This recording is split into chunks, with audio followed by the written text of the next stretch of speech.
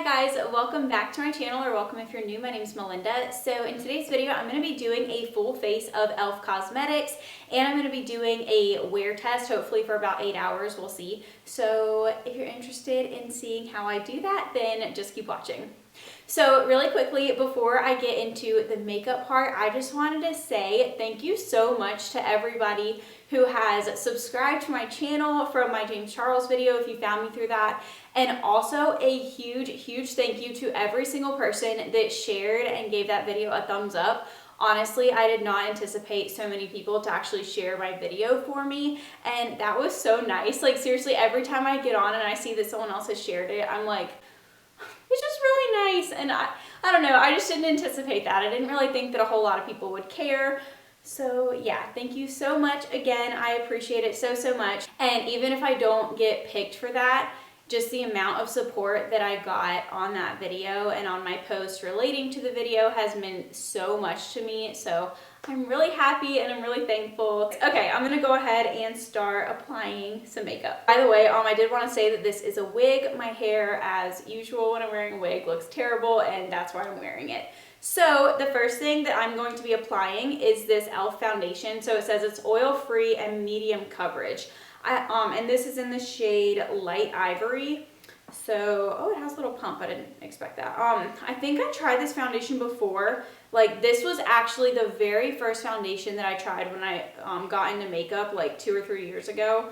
And I don't remember liking it actually. So I'm really excited to see, okay, it looks like that. I'm really excited to see if I like it now. So I think what I'm gonna do is I'm gonna apply it with a sponge on this side of my face and then with a brush on this side, because that can significantly change the finish of a foundation. So right off the bat, this feels really thick. So let's see. Okay, this has a really strong smell. I don't really know if it's good or bad, it's just really strong. So I don't know if you can tell on camera or not, but this isn't covering my redness. Which I noticed that applying foundation with a sponge does tend to shear out your foundation a little bit, so that's fine. I'm gonna go in with a second layer and kind of see if I'll get any more coverage out of it. Okay, so that did give me a little bit more coverage, so that's cool. And it built up really well. It didn't like lift up the first layer of foundation or like be weird or anything. So I am using a Real Technique sponge, by the way. So now I'm going to go ahead and apply this to the other side of my face using a Morphe foundation brush. Okay, so I actually don't notice the brush making it any more full coverage than what the sponge did. So I'm going to go ahead and go in with a second layer.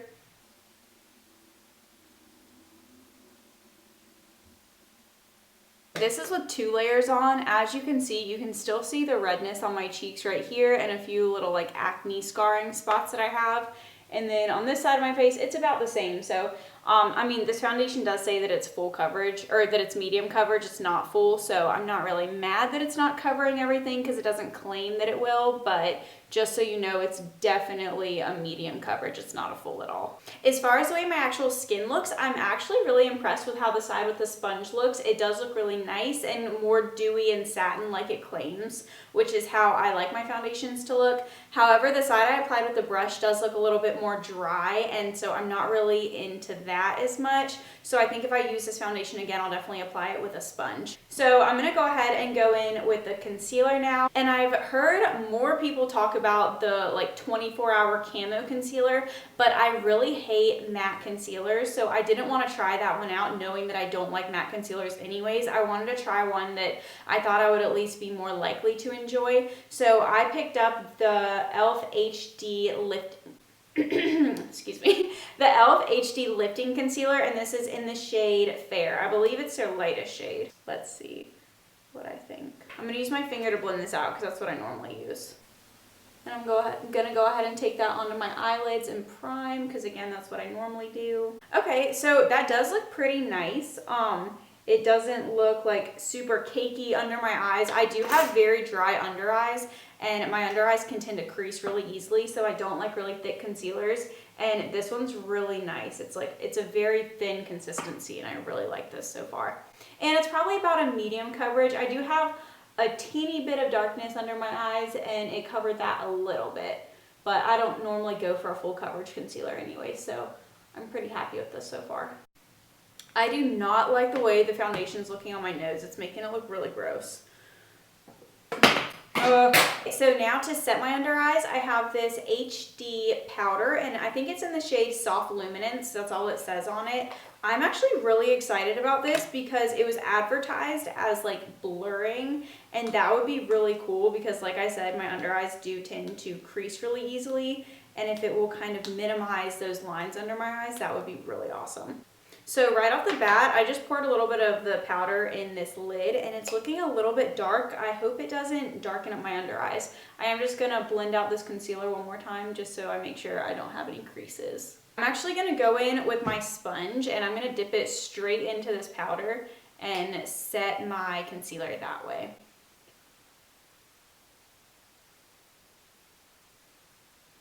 Oh, okay, this is like glittery. I wasn't expecting that, and I don't know if I'm gonna like that or not. That's interesting.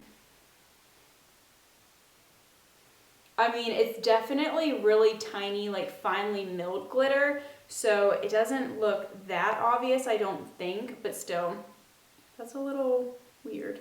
I've been liking applying powders with a sponge lately because I feel like, sorry, I have my septum pierced, and I'm always like pushing the septum ring up. But I've been really liking applying my powders with a sponge because I do have extremely dry skin, and that just helps it to not look as dry and cakey on my skin. But as far as the look of that, it did set the concealer really nicely. Like I said, it just looks a little bit sparkly. I'm not noticing anything crazy right off the bat though, so it's fine, I guess. And by the way, I am going to give like a full review of all the products at the very end of this video. Now for bronzer and blush, I just have this little duo right here. And let's see, what pink.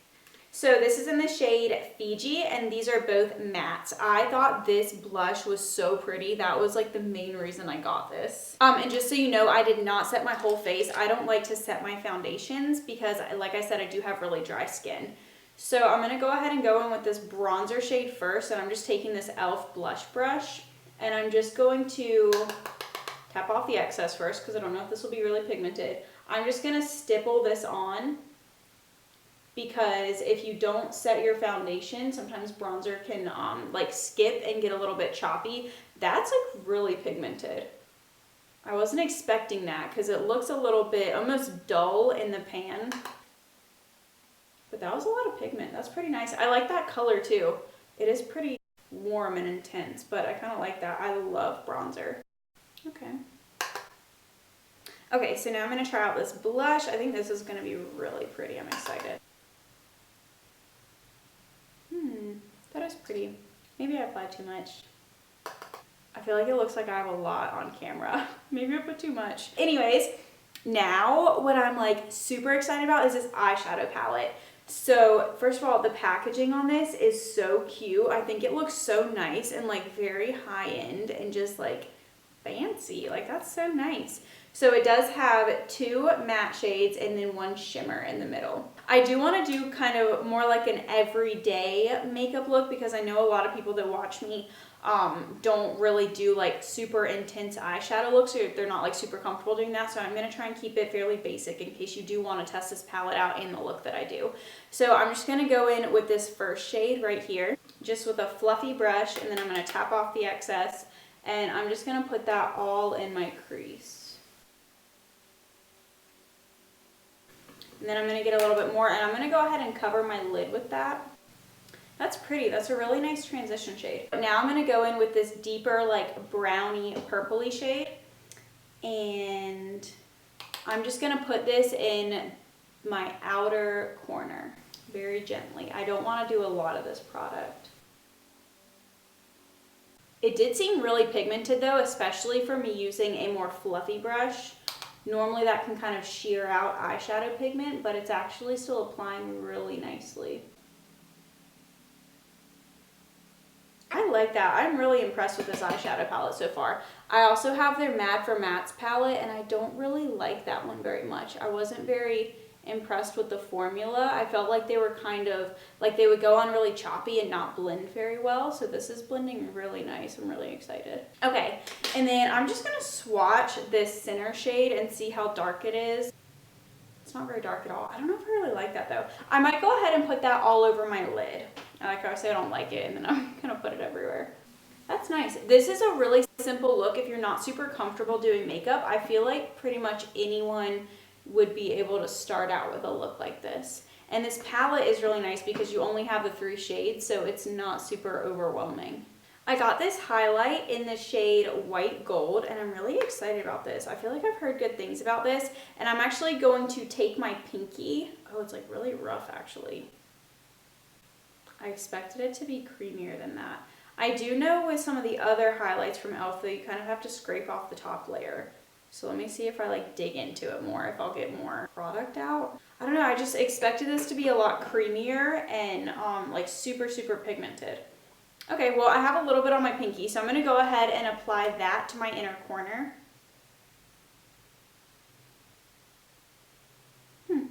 That's pretty, it's really subtle. I did expect more pigment, like I said, but this is really pretty, it's still nice. And honestly, I actually don't really like wearing super, super intense highlights. So I kind of like this. I do think I want to take a little bit more of that still on my pinky, and I'm just going to apply a little bit more to my whole lid right here on the inner corner.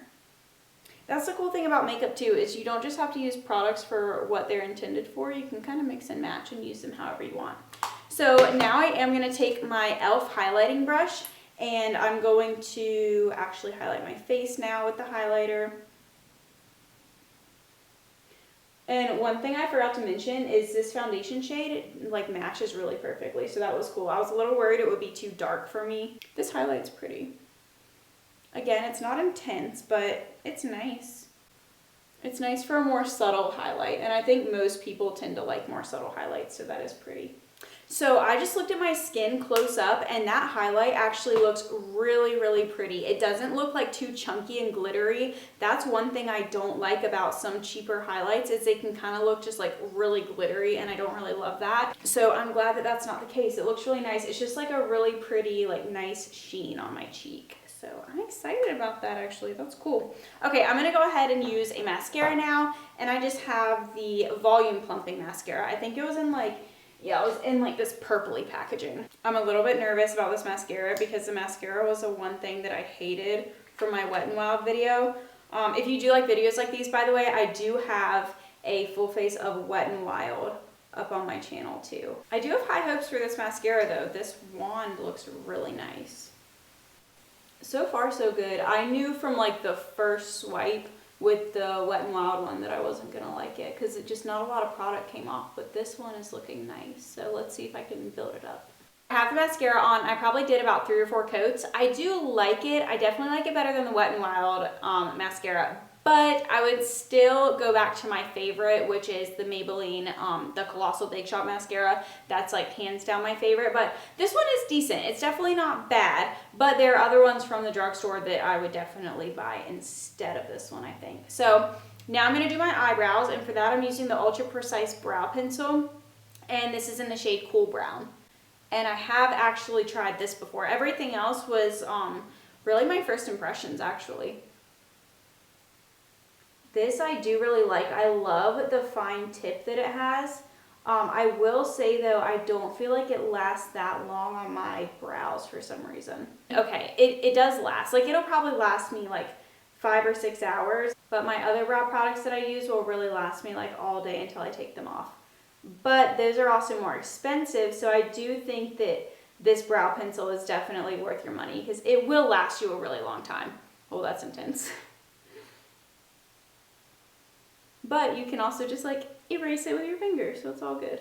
Okay, so my brows are done. I don't know if they're exactly even and they're a little bit intense, but that's okay. And just so you know, so the e.l.f. brow pencils, they don't have a shade taupe, and that is my shade in every other brow pencil that I've ever used. So if you normally use taupe, then I would recommend this cool brown shade. It works really well for me. Last but not least is my lip product, and I got this e.l.f. lip plumping gloss, and it's like this little pinky shade. I hope this doesn't burn too much. Sometimes plumping glosses can like sting really bad. Oh wow, that's pretty. I love that.